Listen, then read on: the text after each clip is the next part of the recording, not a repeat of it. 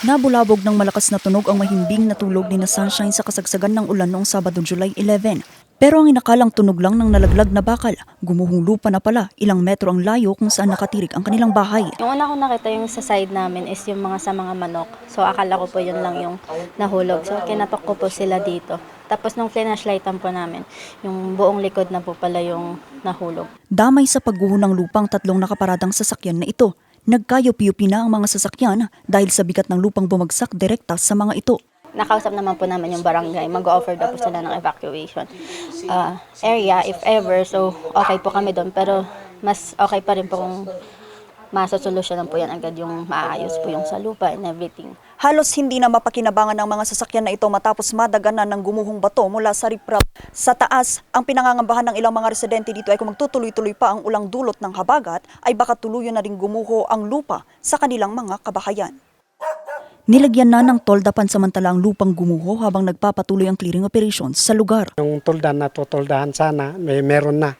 Nauna na yung may-ari ng bahay na gumawa ng hakbang. So hindi na po kami naglagay ng tolda.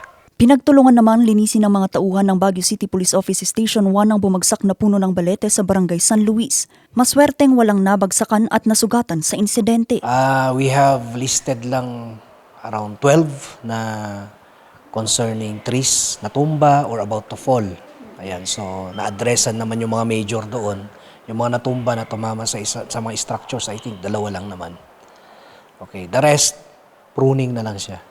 Pansamantala ring isinara sa mga motorista ang Quezon Road kahapon July 12 dahil sa naitalang rock slide. Agad din namang binuksan ang kalsada matapos ang clearing operation. Sa tala ng Baguio City LGU, umabot sa 4 ang naitalang pagguho ng lupa sa lungsod. 11 puno ang nabuwal at isang partially damaged house ang naitalang pinsala dahil sa habagat na pinalakas ni Bagyong Inday. Very minimal, very slight. Dito sa nagdaang bagyo, we're very lucky na hindi tayo tinamaan directly. Pero naapektuhan pa rin tayo ng hanging habagat.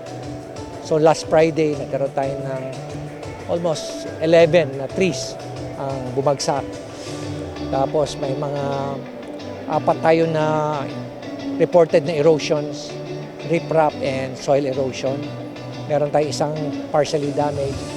Meron tayong flooding na nangyari doon sa along Quezon Road, pero na-address naman kaagad. Wala tayong evacuees. Patuloy naman ang monitoring ng Baguio City LGU dahil sa patuloy na nararanasang ulan sa lungsod. Vanessa Bugtong para sa Nation on the Move.